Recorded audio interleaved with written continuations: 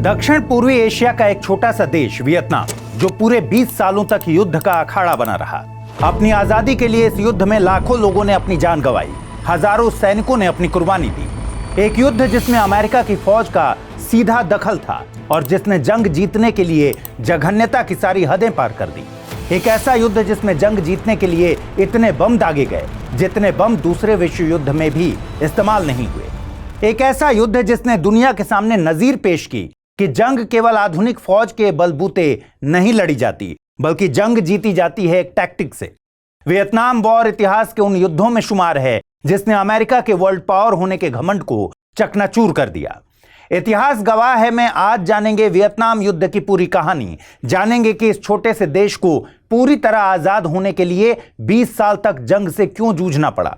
दक्षिण पूर्व एशिया के इस छोटे से देश में अमेरिका को अपनी लाखों की फौज क्यों उतारनी पड़ी। आखिर वियतनाम में अमेरिका का क्या नफा नुकसान था।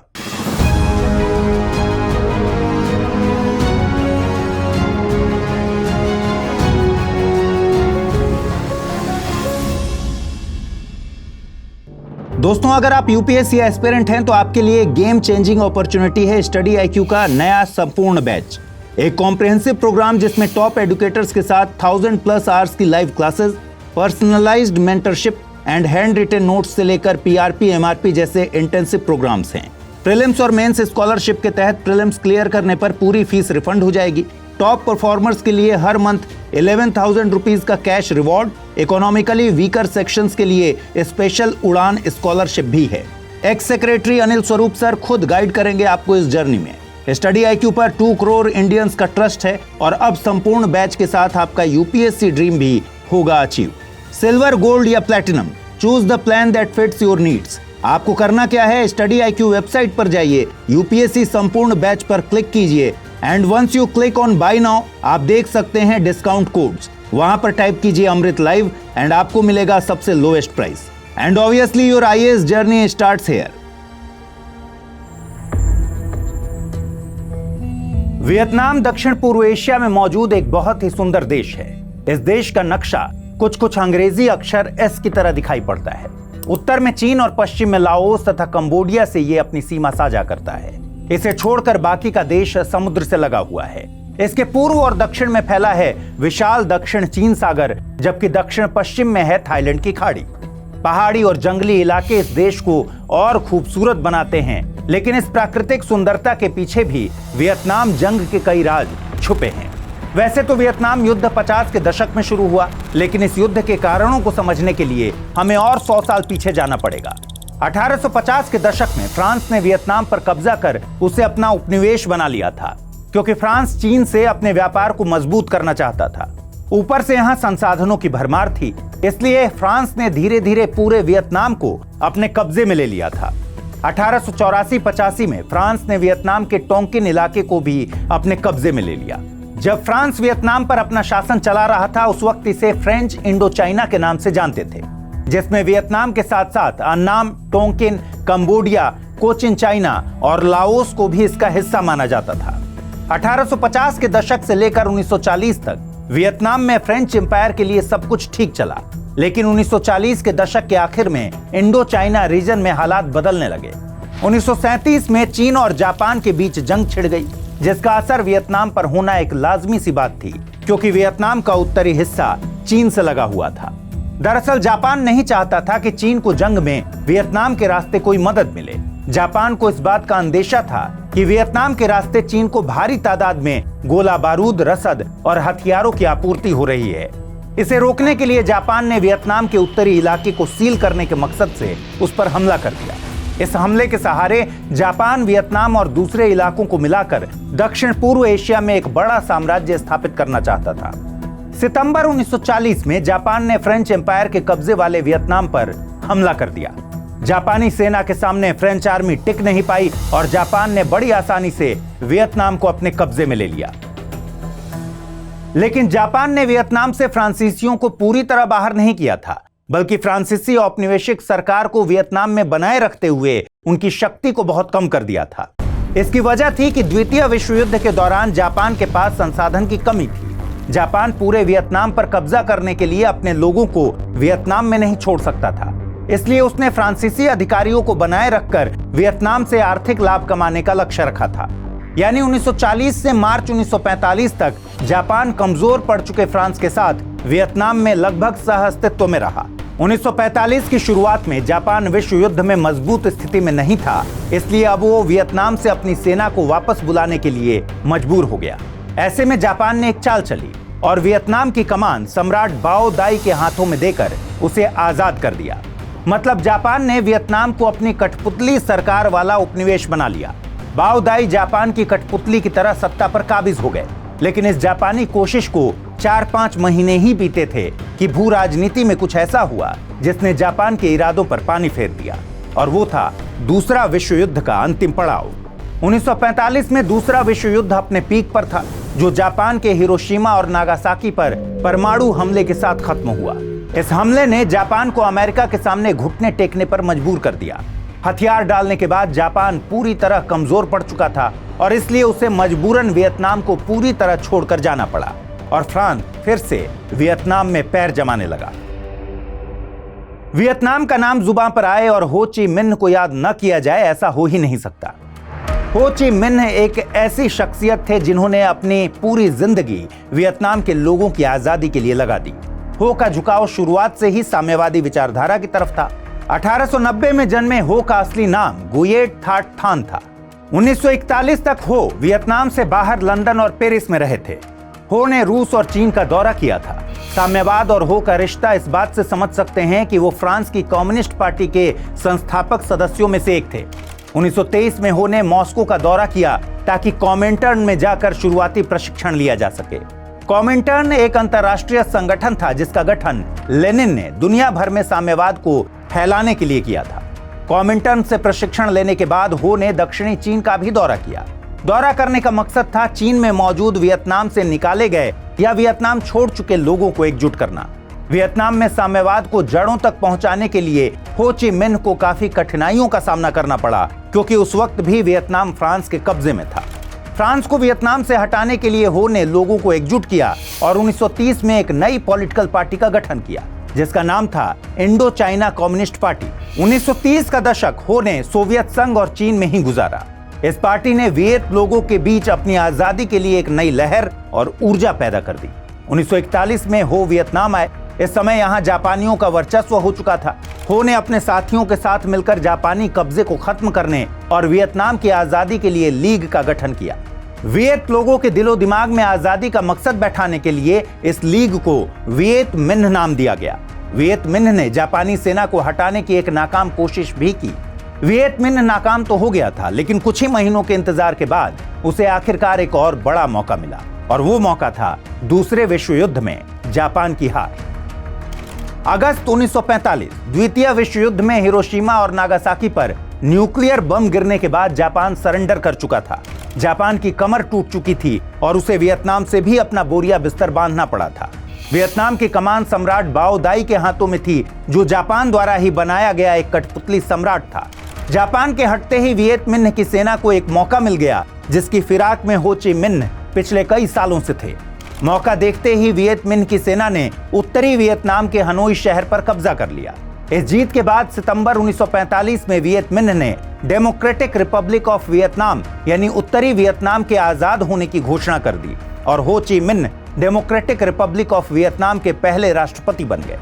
हो ने इस आजादी की घोषणा को 1776 की अमेरिका की आजादी की घोषणा के बराबर बताया, ताकि भविष्य में उन्हें अमेरिका का समर्थन मिले। हालांकि ऐसा कभी हुआ नहीं। यहां एक और बात गौर करने लायक है। हो ची मिन्ह ने आजादी की घोषणा सिर्फ उत्तरी वियतनाम के लिए की थी। दक्षिण वियतनाम पर वियत मिन्ह का कब्जा नहीं हुआ था। यहां फ्रेंच एम्पायर अभी भी अपने पैर जमाए हुए था। इसका मतलब यह है कि अभी आजादी की सिर्फ घोषणा हुई थी, वाकई में पूरे वियतनाम को आजादी नहीं मिली थी और हो ची मिन्ह का कब्जा पूरे वियतनाम पर होना अभी बाकी था। मतलब अब कहानी का असली चैप्टर शुरू होने वाला था। वियतनाम में जब आजादी की घोषणा हुई, उस वक्त बाओ दाई वहां के सम्राट थे, जिन्हें जापान ने गद्दी पर बिठाया था। समूचे वियतनाम पर उनका शासन था। बाओ दाई भले ही एक वियत सम्राट थे, लेकिन उनका झुकाव शुरू से ही फ्रांस की तरफ था और यह बात हो ची मिन्ह के लिए एक बड़ी चुनौती भी थी।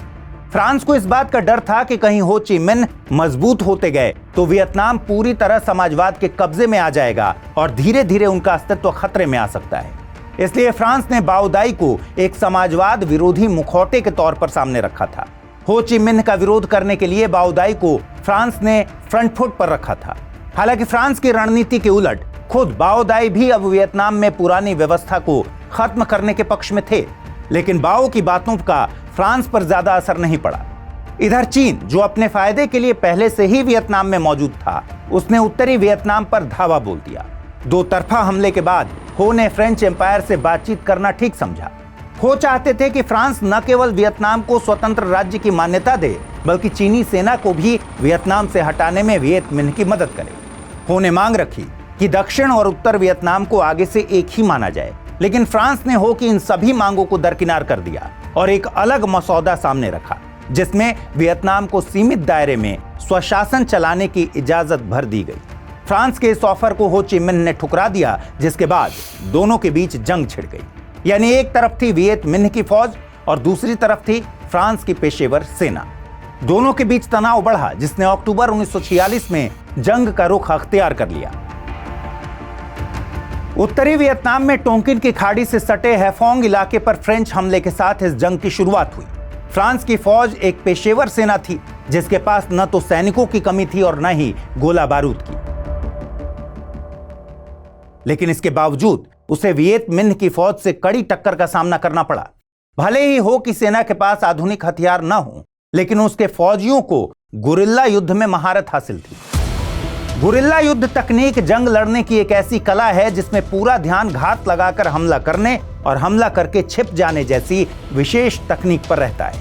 आमतौर पर आधुनिक युद्ध कला में गुरिल्ला तकनीक को उतनी तवज्जो नहीं दी जाती, लेकिन ये बात सभी जानते हैं कि एशिया और अफ्रीका की ज्यादातर जंगों में गुरिल्ला तकनीक के सहारे जीत हासिल हुई है। और इन्हीं युद्धों में से एक था वियतनाम का युद्ध, जिसमें अमेरिकी सेना तक को बहुत बड़े नुकसान का सामना करना पड़ा था। वियत सैनिक भले ही गुरिल्ला तकनीक से युद्ध लड़ने में माहिर थे, लेकिन फ्रांस की आधुनिक सेना के सामने कहीं न कहीं वो कमजोर पड़ गए और नतीजा ये हुआ कि कुछ ही सालों में फ्रांस की सेना वियत मिन्ह की सेना पर पूरी तरह हावी हो गई और आखिरकार फ्रांस ने जुलाई 1949 में वियतनाम राज्य पर अपने प्रभुत्व की घोषणा कर दी। साइगोन को इस फ्रेंच शासित राज्य की राजधानी घोषित किया गया और सम्राट बाओ दाई को एक बार फिर से मुखिया बनाया गया। जंग में दोनों पक्षों को काफी नुकसान हो चुका था और इसीलिए हो और बाओ दोनों ये चाहते थे कि अब एक एकीकृत वियतनाम बनाया जाए, लेकिन दोनों ही गुट अपनी तरह का वियतनाम चाहते थे। इसलिए अब ये देश साफ तौर पर रस्साकशी में फंस गया, समाजवाद और पूंजीवाद की रस्साकशी में। हो और उनके कॉमरेड्स वियतनाम को पूरी तरह एक समाजवादी देश बनाना चाहते थे, जबकि बाओ इस जिद पर अड़े थे कि पश्चिम के साथ वियतनाम के मजबूत आर्थिक और सांस्कृतिक रिश्ते होने चाहिए। इन दोनों की जिद के बीच दक्षिण पूर्व एशिया में हालात पूरी तरह बदल चुके थे। शायद कह सकते हैं कि अब फ्रांस और उसकी जी हुजूरी करने वाले सम्राट बाओ दाई की शामत आने वाली थी। 1949 में माओ त्से तुंग की अगुवाई में चीन को आजादी मिल चुकी थी और अब यहाँ माओ साम्यवाद को तेजी से आगे लेकर जा रहे थे। उन्हें खबर थी कि वियतनाम में भी कुछ ऐसी ही लहर चल पड़ी है, इसलिए चीन ने 1950 में वियतनाम को स्वतंत्र राज्य की मान्यता दे दी। यूएसएसआर यानी सोवियत संघ भी इसी ताक में था, इसलिए उसने भी वियतनाम को मान्यता दे दी। वियतनाम को अपनी तरफ पूरी तरह झुकाने के लिए रूस और चीन वियत मिन्ह की फौज को सैन्य मदद भी पहुंचाने लगे और इस तरह की मदद फ्रांस के लिए सबसे बड़ी दिक्कत बन गई। आगे वही हुआ जो होना लाजमी था, पासा पलटने लगा और वियत मिन्ह की फौज अब फ्रेंच सेना पर भारी पड़ने लगी। 1954 में दोनों के बीच की जंग निर्णायक मोड़ पर पहुंच चुकी थी।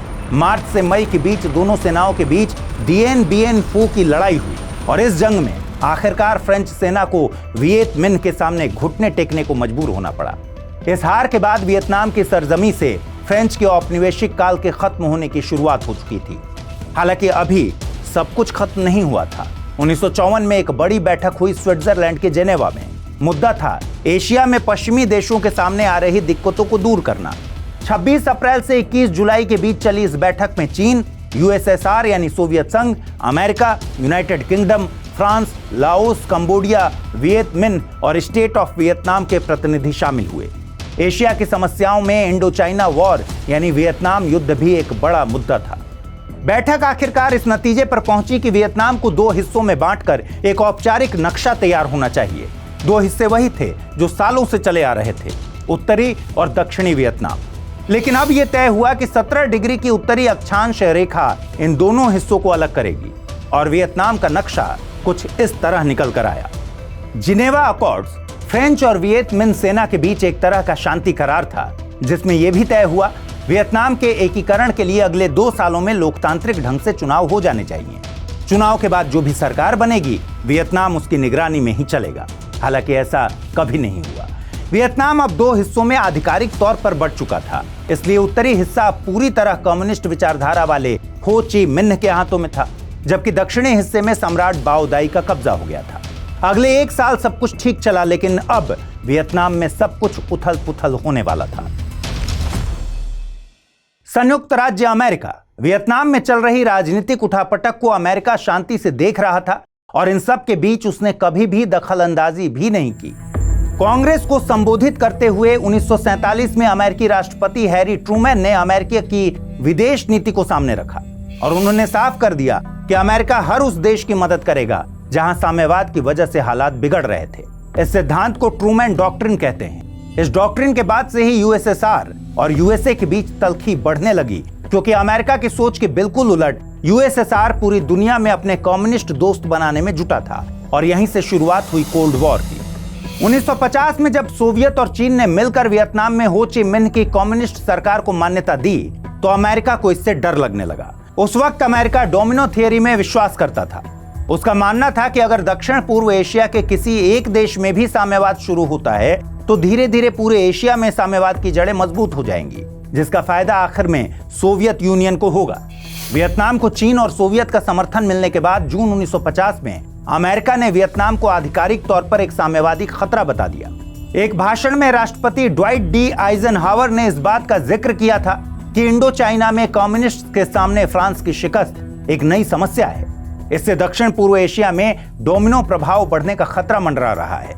इस भाषण के बाद वियतनाम में अमेरिका का दखल बढ़ने लगा, जिसने बाद में जंग का रुख अख्तियार कर लिया।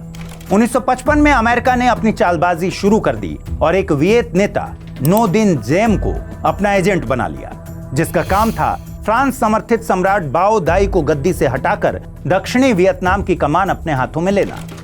नो दिन जेम कम्युनिज्म का धुर विरोधी और एक कैथोलिक राष्ट्रवादी था। अमेरिका के मन मुताबिक 1955 में उसने बाओ को गद्दी से हटाकर खुद के दक्षिण वियतनाम का राष्ट्रपति होने का ऐलान कर दिया। सत्ता हाथ में आने के बाद जेम को अमेरिकी सरकार और खुफिया एजेंसी CIA की तरफ से मदद मिलने लगी। जेम को फोर्सेज ने उन लोगों को परेशान करना शुरू कर दिया जो दक्षिणी हिस्से में रहकर हो ची मिन्ह या साम्यवाद के अभियान को सपोर्ट कर रहे थे। साम्यवाद को समर्थन कर रहे ऐसे लोगों को वियत कॉन्ग कहा जाने लगा था। दक्षिण वियतनाम में ज्यादातर आबादी बौद्ध धर्म को मानती थी और साम्यवाद को सपोर्ट भी करती थी। जेम ने लाखों वियत कॉन्ग को बंदी बना लिया, कईयों को तो मौत के घाट उतार दिया। चूंकि जेम एक ईसाई था, इसलिए उसने बौद्ध धर्म को कुचलना भी शुरू कर दिया।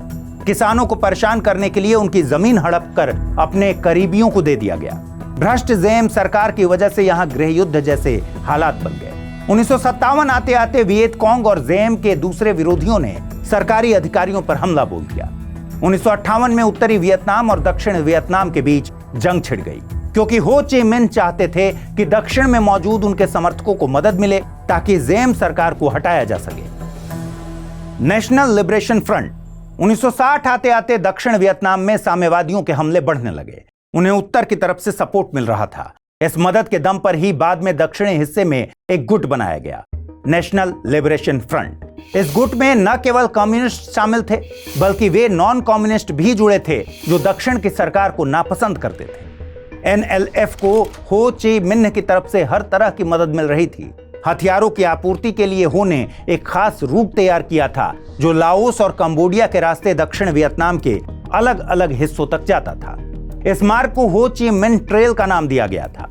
NLF के मजबूत इरादों के साथ हो ची मिन्ह दक्षिणी हिस्से में जेम को तगड़ी टक्कर दे रहे थे, लेकिन अब उनका सामना दुनिया की सबसे मजबूत सेना यानी अमेरिकी सेना से होना था। दिसंबर 1960 में NLF के गठन के कुछ ही महीनों के भीतर अमेरिका ने वियतनाम में गुपचुप तरीके से ऑपरेशन शुरू कर दिए। उस वक्त के राष्ट्रपति जॉन एफ कैनेडी ने कुछ हेलीकॉप्टर्स और 400 ग्रीन बैरेट्स वियतनाम के लिए रवाना किए। इन बैरेट्स का काम दक्षिण वियतनाम में वियत कॉन्ग के खिलाफ खुफिया ऑपरेशन करना था। वियत कॉन्ग और उत्तरी वियतनाम की फौज को हराने के लिए अमेरिकी सेना ने अलग अलग तरह की रणनीति का इस्तेमाल किया। सबसे पहले उसने स्ट्रैटेजिक हेमलेट प्रोग्राम लॉन्च किया। इसके तहत अमेरिकी सेना ने दक्षिण वियतनाम के उन ग्रामीण लोगों को निशाना बनाना शुरू किया जिनसे वियत कॉन्ग को मदद मिलने की उम्मीद थी। ऐसे लोगों को गांवों से बाहर करके अलग रखा जाने लगा। हालांकि इस ऑपरेशन का उल्टा असर अमेरिका पर ही हुआ, क्योंकि किसान मजदूर लोग इससे परेशान होकर वियत कॉन्ग को ही सपोर्ट करने लगे। अमेरिका जानता था कि दक्षिण वियतनाम के मिलिटेंट्स को हो ची मिन्ह ट्रेल के रास्ते हथियारों की आपूर्ति हो रही है, लेकिन इस रास्ते का सही रूट पता करना अमेरिका के लिए बहुत मुश्किल था। गोरिल्ला लड़ाकों के अड्डे भी उनकी पहुंच से बाहर थे और इन दोनों की सबसे बड़ी वजह थी यहाँ के घने जंगल।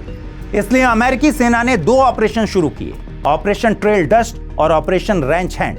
दोनों ही ऑपरेशंस काफी घातक थे, जिसकी वजह से जंगलों को सबसे ज्यादा नुकसान हुआ। 1961 में शुरू हुए इन ऑपरेशंस के तहत अमेरिकन एयरक्राफ्ट्स ने लाओस, वियतनाम और कंबोडिया के घने जंगलों पर एजेंट ऑरेंज का छिड़काव शुरू किया। एजेंट ऑरेंज एक ताकतवर हर्बिसाइड केमिकल था जिसके जरिए इन जंगलों में आग लगाई जाती थी। आग लगाने का मकसद ये था कि जंगल साफ होने के बाद हो ची मिन्ह ट्रेल का रूट दिखाई देने लगेगा और सेना उन अड्डों तक भी पहुंच सकेगी जहां गुरिल्ला लड़ाके छिपे हुए हैं।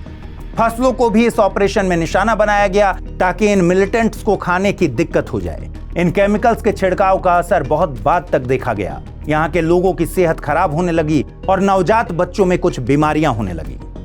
1963 में हालात और ज्यादा बिगड़ गए। दक्षिण वियतनाम की सेना ने अपने ही नेता राष्ट्रपति दिन जेम के खिलाफ मोर्चा खोल दिया। तख्ता पलट की इस कोशिश में अमेरिका का पूरा हाथ था, जिसमें जेम और उसके भाई नो दिन नू का बेरहमी से कत्ल कर दिया गया। दिन जेम की हत्या के कुछ हफ्तों बाद ही अमेरिका के डलास में राष्ट्रपति जॉन एफ कैनेडी की भी नाटकीय ढंग से हत्या हो गई। हालांकि आज तक इस राज से पर्दा नहीं उठ पाया है कि आखिर कैनेडी की हत्या को किसने अंजाम दिया था। टोंकिन की खाड़ी ये वही जगह है जहां हुई एक बड़ी घटना के बाद अमेरिका और वियत गुरिल्ला लड़ाकों के बीच जंग भीषण होती चली गई। 8 अगस्त 1964 को टोंकिन की खाड़ी में एक अमेरिकी जहाज यूएसएस मैडॉक्स जासूसी के लिए गश्त पर निकला था। खबर मिलने के बाद उत्तरी वियतनाम की टारपीडो नाव ने इस जहाज पर धावा बोल दिया। इसके बाद अमेरिकी वायुसेना ने उस पेट्रोल बोट पर जवाबी कार्रवाई की, लेकिन अमेरिकी सेना को इसकी भरपाई 2 एयरक्राफ्ट्स को खोकर करनी पड़ी। टोंकिन की घटना के बाद अमेरिकी कांग्रेस ने खुद इस बात की इजाजत दे दी कि इस तरह के संघर्ष से निपटने के लिए जो भी एक्शन लेना हो, वो कड़ा ही क्यों ना हो, सरकार को लेना चाहिए, भले ही अमेरिका को एक बड़ी टुकड़ी ही क्यों ना वहां भेजना पड़े। फरवरी 1965 में राष्ट्रपति जॉनसन ने ऑपरेशन फ्लेमिंग डॉट लॉन्च किया, जिसके तहत वियत कॉन्ग के हमले का जवाब देना था। दरअसल वियत कॉन्ग ने प्लेइको में मौजूद अमेरिकी हवाई अड्डे पर हमला बोला था, जिसके जवाब में अमेरिकी वायुसेना ने कार्रवाई की। अमेरिका को अब उत्तर और दक्षिण दोनों हिस्सों में कम्युनिस्ट फौज का सामना करना पड़ रहा था, लिहाजा उसने आसमान से हो रही बमबारी को और इंटेंसिफाई कर दिया और लॉन्च किया ऑपरेशन रोलिंग थंडर। इस हवाई ऑपरेशन में हवाई हमलों के जरिए उत्तरी वियतनाम के सैन्य अड्डों और औद्योगिक इलाकों को निशाना बनाया गया। आंकड़े बताते हैं कि पूरे वियतनाम युद्ध के दौरान इस ऑपरेशन में इतने बम गिराए गए जिनकी कुल क्षमता 8,64,000 टन के बराबर थी। वियतनाम युद्ध में अभी तक अमेरिका सिर्फ आसमान से ही आग उगल रहा था, हमला कर रहा था, लेकिन असली लड़ाई तो अब शुरू होने वाली थी। मार्च के ही महीने में प्रेसिडेंट जॉनसन ने 3500 यूएस मरीन कमांडोज को वियतनाम के लिए रवाना किया। इन कमांडोज के दक्षिण वियतनाम के दानाक के बीच पर उतरने के साथ ही अमेरिका की जमीनी जंग शुरू हो गई। जून में अमेरिकी कॉम्बैट ट्रूप्स की तादाद 80,000 से भी ज्यादा हो गई। इधर यूएसएसआर और चीन की तरफ से एयरक्राफ्ट, आर्टिलरी, गोला बारूद, रडार और एयर डिफेंस सिस्टम्स की खेप उत्तरी वियतनाम पहुंचने लगी। इससे अमेरिका के सामने चुनौती गंभीर हो चुकी थी। अमेरिका भी कहीं पीछे नहीं था, उसने दक्षिण वियतनाम के लिए सैनिकों की रवानगी जारी रखी। आधिकारिक आंकड़े बताते हैं कि 1967 के आखिर में दक्षिणी वियतनाम में 5 लाख से ज्यादा अमेरिकी सैनिक मौजूद थे। ऊपर से दक्षिण कोरिया, ऑस्ट्रेलिया, थाईलैंड, न्यूजीलैंड ने दक्षिण वियतनाम के मोर्चे के लिए अपनी सैन्य मदद का ऐलान भी कर दिया था। अमेरिका की इतनी बड़ी सैन्य टुकड़ी जो मॉडर्न वॉरफेयर में माहिर थी, उसे देखकर आपको लग सकता है कि इस युद्ध में वियतनाम को कहीं भी नहीं टिकना चाहिए, लेकिन ऐसा कुछ नहीं हुआ।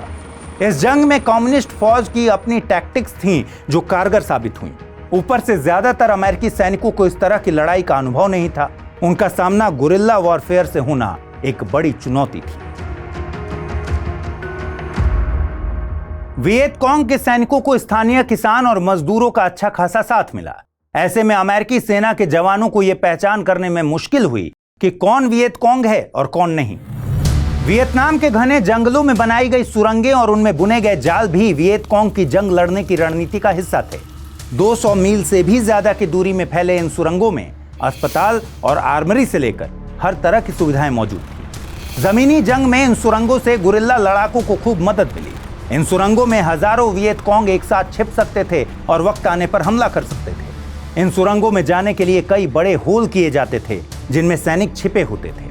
घने जंगलों में इन सुरंगों और उनके एंट्री पॉइंट्स का पता लगाना अमेरिकी जवानों के लिए बहुत मुश्किल था। जब अमेरिकी सैनिक इन वियत कांग की तलाश में निकलते तो अचानक से इन गड्ढों में गिर जाते, क्योंकि ये एंट्री पॉइंट्स पेड़ की झाड़ियों से छिपा दिए जाते थे। इसके अलावा इन गड्ढों में भाले लगा दिए जाते थे जिनसे घायल होकर अमेरिकी सैनिकों की मौत हो जाती थी। जब सैनिकों के मरने की तादाद बढ़ने लगी तो अमेरिकी सेना ने कुछ टनल रैट्स को तैनात किया। इन टनल रैट्स का काम जंगल में बनाई गई इस तरह की टनल्स को खोजना था, लेकिन तलाश के लिए निकले ये टनल रैट्स भी मार दिए जाते। आपके दिमाग में सवाल आएगा कि ऐसा कैसे हुआ? तो जवाब ये है कि दरअसल इन सुरंगों को बड़ी ही चालाकी से बनाया गया था। इसमें अंदर जाने के रास्ते किसी जाल की तरह थे जिनका पता सिर्फ और सिर्फ वियत कांग के लोग ही जानते थे। टनल रैट्स जब खोज के लिए अंदर की तरफ जाते तो रास्ता भटक जाते थे, दम घुटकर उनकी मौत हो जाती थी। कुछ ट्रैप ऐसे थे जिनमें एक बार अगर शरीर घुस जाए तो वहां से वापस आना मुमकिन नहीं था। इसके अलावा कुछ ट्रैप्स में ग्रेनेड्स और बूबी ट्रैप फिट किए गए थे जिन पर शरीर का वजन आने से उन पर धमाका हो जाता था। वियत कांग के सैनिक अमेरिकी जवानों को देख सकते थे, इसलिए उन्हें कब उन पर हमला करना है ये वही तय करते थे और हमला करके छिप जाते थे, जबकि अमेरिकी सैनिक उन्हें नहीं देख सकते थे। ऐसे में अमेरिकन कैजुअलिटी बढ़ती जा रही थी। मजबूर होकर अमेरिका को ऑपरेशन रैंच हैंड के तहत अपने हमले तेज करने पड़े, जिसमें जंगलों का सफाया होने लगा। कैजुअलिटी को लेकर 1967 में जारी आंकड़ों ने सबको चौंका दिया। 1967 तक इस युद्ध में अमेरिका के 15,000 से ज्यादा जवानों की मौत हो चुकी थी और कई हजार गंभीर रूप से घायल थे। आपको जानकर हैरानी होगी कि जिन लड़ाकों को अमेरिका ने वियतनाम की जंग में उतारा उनकी औसत उम्र थी महज 19 साल। ऐसे में इनकी मौत पर अमेरिका में बवाल कटना लाजमी था। इन सैनिकों के परिवार सड़कों पर उतर चुके थे। उनका सवाल था कि जब वियतनाम में अमेरिका का हित नहीं है तो हमारे लड़ाकों को वहां मरने के लिए क्यों छोड़ दिया गया?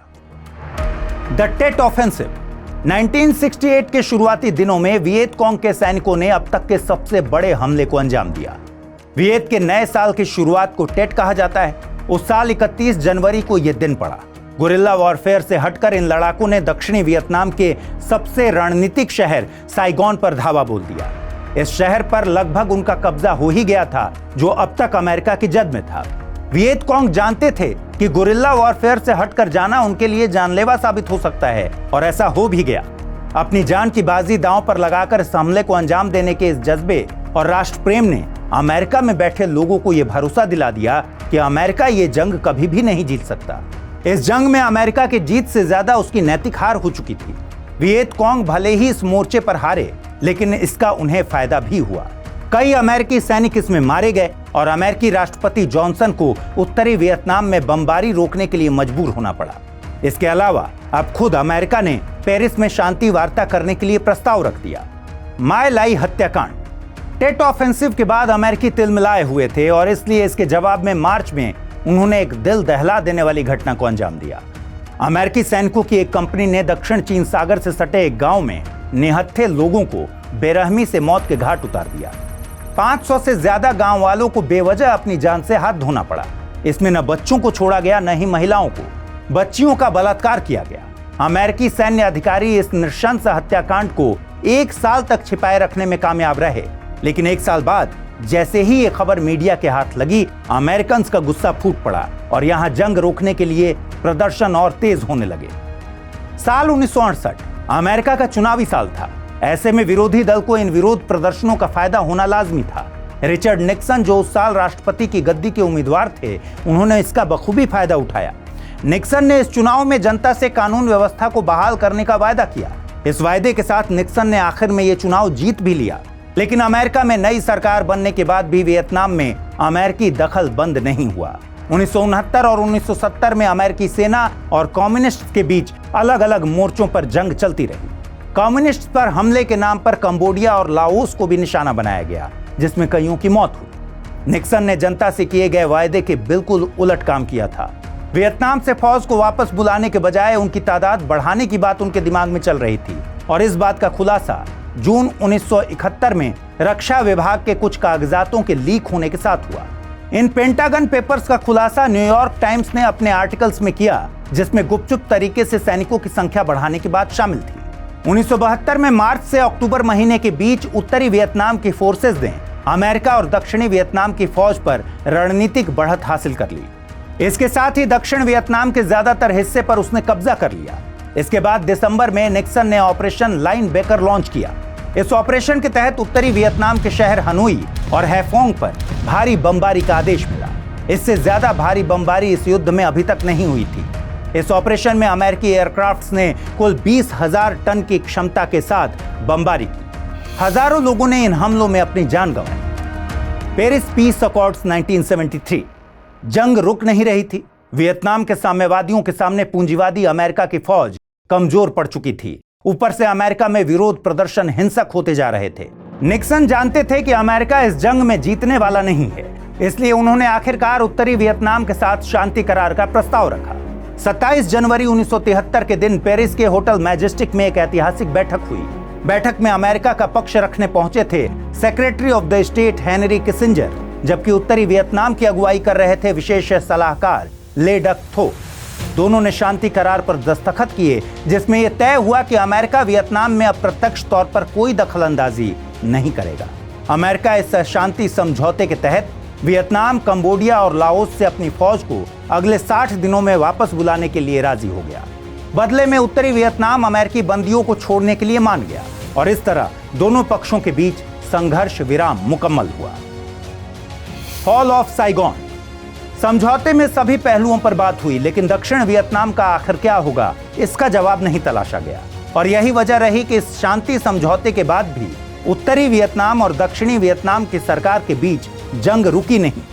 1974 के आखिर में उत्तरी वियतनाम दक्षिणी वियतनाम पर पूरी तरह से हावी हो गया, क्योंकि अब दक्षिणी वियतनाम पर अमेरिका का हाथ नहीं था। रिचर्ड निक्सन जनवरी 1975 में बीच कार्यकाल में ही इस्तीफा दे चुके थे।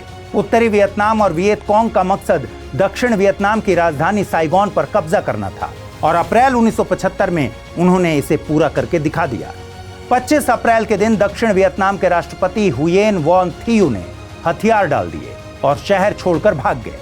27 अप्रैल के दिन उत्तरी वियतनाम ने साइगोन को चारों तरफ से घेरकर अपने कब्जे का ऐलान कर दिया।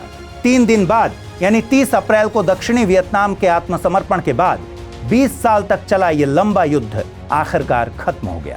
उत्तरी वियतनाम की टुकड़ी की कमान संभालने वाले कर्नल बुय तिन ने सरेंडर को स्वीकारते हुए दक्षिण वियतनाम के नए राष्ट्रपति ट्रांग वान हुओंग से कहा, आपको डरने की जरूरत नहीं है। हम वियतनामियों के बीच कोई विजेता या कोई पराजित नहीं है। यहाँ सिर्फ अमेरिकी पीटे गए हैं। अगर आप देशभक्त हैं तो इस क्षण का आनंद लीजिए। जंग अब खत्म हो चुकी है। दक्षिण वियतनाम पर कब्जे की इस पूरी घटना को इतिहास में साइगोन का पतन के नाम से जानते हैं। जुलाई 1975 में सालों से अलग रहे दो वियतनाम अब एक हो चुके थे, जिसका नाम रखा गया सोशलिस्ट रिपब्लिक ऑफ वियतनाम। वैसे तो अमेरिका की आखिरी सैन्य टुकड़ी की स्वदेश वापसी 29 मार्च के दिन ही हो चुकी थी, लेकिन कुछ सिविलियंस यहां रह गए थे, जिन्हें अप्रैल में ही मरीन और एयरफोर्स के जरिए वापस अमेरिका भेज दिया गया। लगभग 20 साल चली इस लंबी जंग में अंततः उत्तरी वियतनाम की जिद की जीत हुई, लेकिन वियतनाम के लोग आजादी के इस जश्न में अपने सबसे बड़े नेता हो ची मिन्ह को याद कर रहे थे, क्योंकि उनकी मौत जंग खत्म होने से 6 साल पहले यानी 1969 में ही हो चुकी थी। इसलिए जंग में उनकी भूमिका को याद रखने के लिए साइगोन का नाम बदलकर हमेशा के लिए हो ची मिन्ह रख दिया गया। आंकड़े बताते हैं कि इस जंग में अमेरिका ने अपने करीब 60,000 सैनिकों को खोया, जो उसके लिए अब तक का सबसे बड़ा नुकसान था।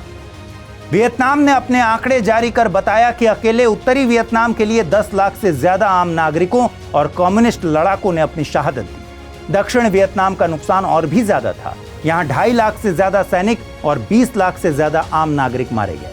अमेरिका ने दुनिया भर में कई लड़ाइयां लड़ी हैं, लेकिन वियतनाम से बड़ी हार उसकी कभी नहीं हुई। यह हार अमेरिका के लिए सबसे बुरे अध्यायों में से एक थी और आज भी है। हालांकि काफी लोग इसे भूल चुके थे, लेकिन अगस्त 2021 में जब तालिबान ने अफगानिस्तान पर कब्जा किया तो फिर से अमेरिका की वियतनाम हार के किस्से याद किए जाने लगे।